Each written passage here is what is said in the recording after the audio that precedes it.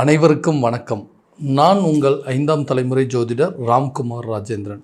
இன்றைக்கி நம்ம பார்க்க போகிற தலைப்பு, மேஷ ராசி அன்பர்களுக்கு உங்களுடைய ராசிக்கு 12ஆம் இடத்தில், அதாவது மீன ராசியில் நடைபெறவிருக்கும் சதுர் கிரக யோகம், 4 கிரகங்களுடைய கூட்டு சேர்க்கை.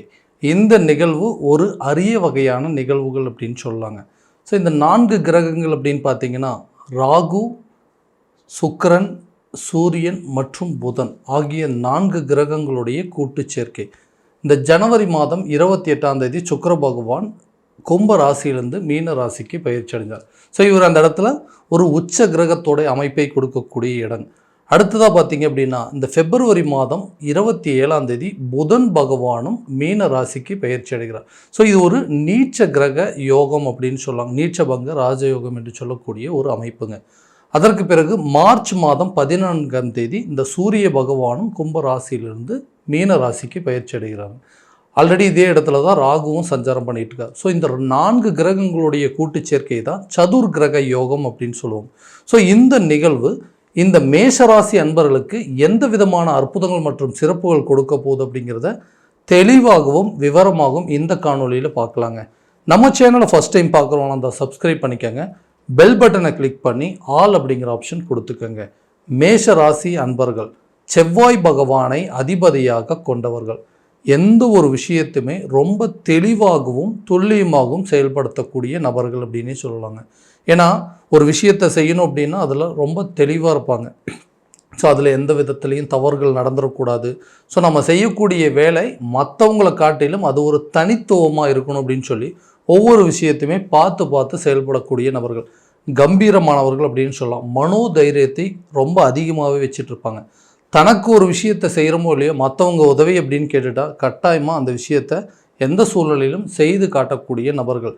தன்னலம் இல்லாத அதாவது தன்னலம் அப்படிங்கிறத விட பொதுநலமாக வாழக்கூடிய நபர்கள். தனக்கு உதவி செய்கிறது, தனக்கு ஒருத்தர்கிட்ட உதவி கேட்குறத விட மற்றவங்களுக்காக ஓடி போய் உதவி செய்யக்கூடிய நபர்கள்.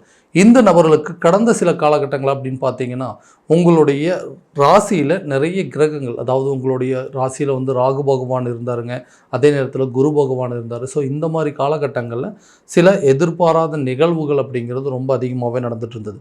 நினைத்த காரியங்களை எதுவுமே செய்ய முடியாத ஒரு சூழ்நிலை. வாழ்க்கையில் எந்த விஷயத்தை யார்கிட்ட யாரை நம்புறதுனே தெரியாத ஒரு நிலை அப்படிங்கிறது. ஸோ நம்ம ஒன்று நினைக்கிறோங்க, ஆனால் அது வேறு மாதிரி ஒன்று நடக்குது. நான் நினச்ச எந்த விஷயமுமே எனக்கு சரியாக நடக்கவே இல்லைங்க, என்ன காரணம்னே தெரியல. எந்த விஷயத்தை செஞ்சாலுமே எதை தொட்டாலுமே அதில் மிகப்பெரிய தடைகள் அப்படிங்கிறது வந்துக்கிட்டே இருக்குது.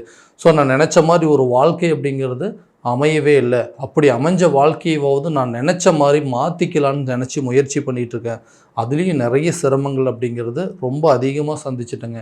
சின்ன விஷயங்கள் கூட நான் செய்கிறது மிகப்பெரிய பாதிப்புகளாக வருதுங்க. சாதாரணமாக ஒரு சண்டை நடக்குதுங்க, சாதாரணமாக வீட்டில் ஒரு பிரச்சனை நடக்குது, ஆனால் அதனுடைய விளைவுகள் அப்படின்னு பார்த்தீங்கன்னா மிகப்பெரிய விளைவுகளாக இருக்குதுங்க. ஸோ நிறைய கஷ்டங்கள், நிறைய துரோகங்கள், ஏமாற்றங்கள் அப்படிங்கிறது நிறைய சந்திச்சுட்டே இருக்கேன். யாரையும் நம்பவே முடியலைங்க. நம்பி ஒரு சில காரியங்கள் அவங்களுக்காக உதவி செய்கிறேன். என்னை பயன்படுத்துறதுக்கு மட்டுமே பார்த்துக்கிறாங்களே தவிர எனக்கு எந்த விதத்துலையும் பயன்படுற மாதிரி எந்த சூழலும் இல்லை. ஏன்னா எங்கிட்டேருந்து நிறைய ஹெல்ப்பெல்லாம் கேட்குறாங்க, நானும் எல்லா விதத்துலையும் செஞ்சு கொடுக்குறேங்க. ஆனால் எனக்கு ஒரு பிரச்சனை அப்படின்னு வரும்போது என்ன பிரச்சனை அப்படின்னு கேட்குறதுக்கு கூட யாருமே தயாராக இல்லைங்க, அந்த அளவுக்கு. ஏன்னா கூட இருந்த நம்மளை பெற்றவங்களும் சரிங்க, நம்ம பெற்ற பிள்ளைகளும் சரி, கட்டின மனைவியும் சரி, யாருக்காக வாழ்கிறோமோ அவங்களே நம்மளை புரிஞ்சிக்க முடியாத சில சூழல் அப்படிங்கிறது இருக்குங்க. ஸோ கணவன் மனைவி, இந்த காதலி அவங்க மத்தியில் நடக்கக்கூடிய சின்ன விஷயங்கள் கூட நிறைய மன கஷ்டங்களை கொண்டு கொடுத்துட்டே இருக்குது. ஒன்றுமே இல்லை, சாதாரணமாக நடக்கிற விஷயங்கள் கூட அதனுடைய விளைவுகள் ரொம்ப ஜாஸ்தியாக இருக்குது. யாருமே நம்மளை புரிஞ்சிக்க மாட்டேங்கிறாங்களே அப்படின்னு சொல்லிட்டு யோசனைகள் ரொம்ப அதிகமாக இருக்குது. யாருக்காக கஷ்டப்பட்டு உழைக்கிறோம், யாருக்காக சம்பாதிக்கணும், யாருக்காக கடன் வாங்குகிறோமோ அவங்களே நம்மளை புரிஞ்சிக்க முடியாத அளவுக்கு சில சூழ்நிலைகள் எனக்கு எதிர்மறையாக நடந்துகிட்ருக்கு. ஸோ சின்னதாக ஆரம்பிச்சுங்க, ஒரு சாதாரண பிரச்சனை, ஒரு கடன், ஒரு இடத்துல அர்ஜென்ட்டாக கடன் வாங்கினேன். அந்த கடன் இன்றைக்கி வளர்ந்து அது ஒரு மிகப்பெரிய கடனாக மாறிடுச்சு. சம்பாதிக்கிற மொத்த பணத்தையும் அதுக்கு வட்டி கட்டுறதும் அந்த கடனை அடைக்கிறதுக்குமே என்னோடய வாழ்க்கையில் பாதி நாட்கள் ஓடிக்கிட்டே இருக்கிறேன். முன்னேற்றத்துக்காக எடுத்து வைக்கக்கூடிய ஒவ்வொரு அடியும் பெரிய வீழ்ச்சிகளாக மாறிட்டு இருக்குங்க. ஸோ வாழ்க்கையில் எப்படியாவது கஷ்டப்பட்டு முன்னேறணும், நிறைய மனோதைரியம் இருக்குங்க, நிறைய கஷ்டப்படுறதுக்கு தயாராக இருக்கேன். ஆனால் எந்த விஷயத்துலையும் ஒரு முன்னேற்றமே இல்லாமல் இருக்குது. ஒரு பிடிச்ச மாதிரி ஒரு தொழிலையும் அமைச்சிக்க முடியல. கிடைச்ச மாதிரி ஒரு வேலைக்கு போகிறதுனால அந்த வேலையிலையும் சரியான விதத்தில் கான்சென்ட்ரேட் பண்ண முடியாமல் போயிட்டுருக்கு.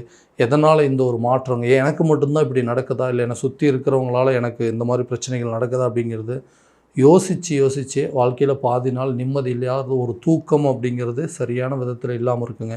ஸோ இந்த நிலை எனக்கு மாறவே மாறாதா? நான் எடுத்து வைக்கக்கூடிய ஒவ்வொரு அடியுமே இந்த மாதிரி வீழ்ச்சிகளாக முடியுது. ஒரு அடி எடுத்து வச்சா 4 அடி சறுக்கிற மாதிரி ஒரு சூழ்நிலைகள் போயிட்டுருக்குங்க. கடன் பிரச்சனை கழுத்தை நெரிச்சிட்ருக்கு. சரியான வேலை அமைப்பு அப்படிங்கிறது இல்லை. தொழிலையும் பெரிய லாபம் இல்லை. இந்த மாதிரி நிறைய சூழ்நிலைகளில் வந்து ரொம்ப இக்கட்டான ஒரு நிலையில் இருக்கிறேன். ஏதாவது ஒரு சின்ன மாற்றங்கள் என்னுடைய வாழ்க்கையில் ஒரு முன்னேற்றத்தை கொடுக்காதுன்னு நினச்சி யோசிச்சுட்ருக்கிறவங்களுக்கு நிச்சயமாக இந்த வரக்கூடிய காலகட்டங்கள், இந்த சதுர் கிரக யோகம் உங்களுடைய ராசிக்கு 12ஆம் இடமான விரைய மோட்சஸ்தானத்தில் நடக்குது. ஸோ இந்த இடம் அப்படிங்கிறது ஒருவருடைய சுகம், அவங்களுடைய தூக்கம், அதே போல் இந்த வெளிநாடு சம்மந்தப்பட்ட சில யோகங்கள், ஆன்மீகம் சம்மந்தப்பட்ட காரியங்கள், இது எல்லாத்தையும் கொடுக்கக்கூடிய ஒரு இடங்க. இந்த இடத்துல உங்களுக்கு உங்களுடைய அதாவது இந்த மீன ராசியில் சுக்கிர பகவான் உச்சநிலை அடையும் பொழுது இது ஒரு அபரிவிதமான ஒரு யோகம் அப்படின்னு சொல்லலாம். இது வரைக்கும் எந்தெந்த விதத்தில் நீங்கள் வீண் விரயங்கள் அப்படின்னு நினச்சிங்களோ, ஒரு தொழில் பண்ணிகிட்ருக்கேன், அதில் தேவையில்லாத முதலீடுகள் மட்டுமே பண்ணிகிட்ருக்கேன், அதில் ஒரு லாபத்தை என்னால் சம்பாதிக்கவே முடியல, பணம் போடுறது மட்டும்தாங்க தெரியுது, ஆனால் அதில் எந்த ஒரு லாபமும் இல்லைன்னு யோசிச்சுட்டு இருக்கிறவங்களுக்கு இந்த காலகட்டங்களில் அது ஒரு அரிய வகையான காலகட்டங்கள். சதுர் கிரக யோகம் 4 கிரகங்களுடைய கூட்டு சேர்க்கை இருக்கும்போது இது ஒரு விதமான யோகத்தை கொடுக்குங்க. ஸோ நீங்கள் இதுவரைக்கும் பண்ண முதலீடுகள் எல்லாமே அதனுடைய லாபத்தை கொடுக்கக்கூடிய ஒரு காலகட்டமாக இருக்க போதுங்க. கிட்டத்தட்ட இந்த மார்ச் மாதத்தில் இந்த கிரகங்கள் எல்லாமே ஒரே இடத்துல இணையும் பொழுது இந்த காலகட்டங்களில் நீங்கள் எடுத்து வைக்கக்கூடிய ஒவ்வொரு அடியும், தொழில் ரீதியாக எடுத்து வைக்கக்கூடிய ஒவ்வொரு முயற்சியும் பார்த்திங்கன்னா நல்ல ஒரு பிரதிபலனை கொடுக்கக்கூடிய காலமாக இருக்க போகுது. ரொம்ப பேர் ஜாப்புக்காக ட்ரை பண்ணிட்டு இருந்திருப்பாங்க. என்ன பண்ணுறதுங்க, எனக்கு வந்து என்னுடைய கமிட்மெண்ட் அப்படிங்கிறது ரொம்ப ஜாஸ்தியாக இருக்குது, கடன் நிறைய வாங்கி வச்சுட்டேன், அதுக்கு வட்டி கட்டணும், அதே போல் ஒரு இஎம்ஐ கட்ட வேண்டிய சூழ்நிலை, இதனால் எனக்கு கிடைச்ச வேலைக்கு நான் பார்த்துட்ருக்கிற மாதிரி ஒரு சூழ்நிலை இருக்குது. என்ன பண்ணுறதுங்க, நான் எனக்கு பிடிச்ச மாதிரி ஒரு வேலைக்கு போகணும் அப்படின்னு நினச்சினா அது கிடைக்கிறதுக்குள்ளே என்னுடைய ஃபினான்ஷியல் பிரச்சனைகள் அப்படிங்கிறதெல்லாம் ரொம்ப அதிகமாகவே வந்துடும். ஸோ இப்போதைக்கு கிடைச்ச ஜாப்பை வந்து பார்த்துட்ருக்குறேன்னு யோசிக்கிறவங்களுக்கு புதிய அதாவது ஒரு வேலை வாய்ப்புகளுக்கு உண்டான யோகமும், வெளிநாடு சம்மந்தப்பட்ட முயற்சிகள் எடுத்துகிட்ருக்குறோம், ரொம்ப வருஷமாக வந்து ஃபாரின் போகணும், ஏன்னா ஒரு குறிப்பிட்ட காலகட்டங்கள் போய் வேலை பார்த்துட்டு வந்துட்டேன் அப்படின்னா என்னுடைய மொத்த பிரச்சனைகளும் தீர்ந்துருங்க, கடன் சம்மந்தப்பட்ட எல்லா பிரச்சனையும் தீர்ந்துடும், நிம்மதியான ஒரு வாழ்க்கையை வாழ முடியும் அப்படின்னு யோசிச்சுட்டு இருந்தீங்கன்னா இந்த காலகட்டங்களில் ஒரு அரிய காலகட்டங்கள். ஏன்னா வெளிநாடு சம்மந்தப்பட்ட யோகங்களை கொடுக்கக்கூடிய காலமாக இருக்க போதுங்க. நிம்மதியாக உங்களுடைய பிரச்சனையை தீர்த்து அதற்குண்டான சில முயற்சிகளை எடுக்கிறீங்க அப்படின்னா இந்த காலம் அதுக்கு ஒரு அரிய காலகட்டமாக இருக்க போகுது. திருமணம் சம்மந்தப்பட்ட சில பாக்கியங்கள் அப்படிங்கிறது கட்டாயமாக உருவம். நிறைய முயற்சிகள் எடுத்துட்டுங்க, நிறைய டைம் வந்து எல்லாமே கல்யாணம் வரைக்கும் கூட போயிடுச்சு, ஆனால் அந்த திருமணம் அப்படிங்கிறது ஒன்று தடைப்பட்டுகிட்டே இருக்குது. ஸோ எனக்குன்னு திருமணம் அப்படிங்கிறது ஒன்று நடக்காதான்னு யோசிக்கிறவங்களுக்கு திருமணம் சம்மந்தப்பட்ட அனுகூலங்கள் அப்படிங்கிறது கட்டாயமாக இருக்குங்க. அதே போல் இந்த காதல் சம்மந்தப்பட்ட சில அனுகூலங்கள், ரொம்ப வருஷமாக வந்து லவ் பண்ணிகிட்டே இருக்கிறவங்க ஏதாவது ஒரு விதத்தில் சின்ன சின்ன பிரச்சனைகள் வந்துகிட்டே இருக்குது, லவர்ஸ்குள்ளேயே தேவையில்லாத சண்டை சச்சரவுகள், அந்த காதலை வந்து திருமணம் ரேஞ்சுக்கு எங்களால் கொண்டு போக முடியல, அதை வந்து வீட்டில் சொல்கிறதுக்கான சில பிரச்சனைகள் அப்படிங்கிறது ஓடிட்டுருக்கு. ஸோ இது வந்து திருமணம் சம்மந்தப்பட்ட யோகத்தை கொடுக்குமான்னு கேட்டிங்கன்னா கட்டாயமாக கொடுக்குங்க. ஸோ காதல் சம்மந்தப்பட்ட அனுகூலத்தை கொடுக்கக்கூடிய சுக்கிர பகவான் உச்சநிலை அடையும் பொழுது காதல் திருமணம் கைகூடுவதற்கான வாய்ப்புகள் கண்டிப்பாக இருக்குங்க.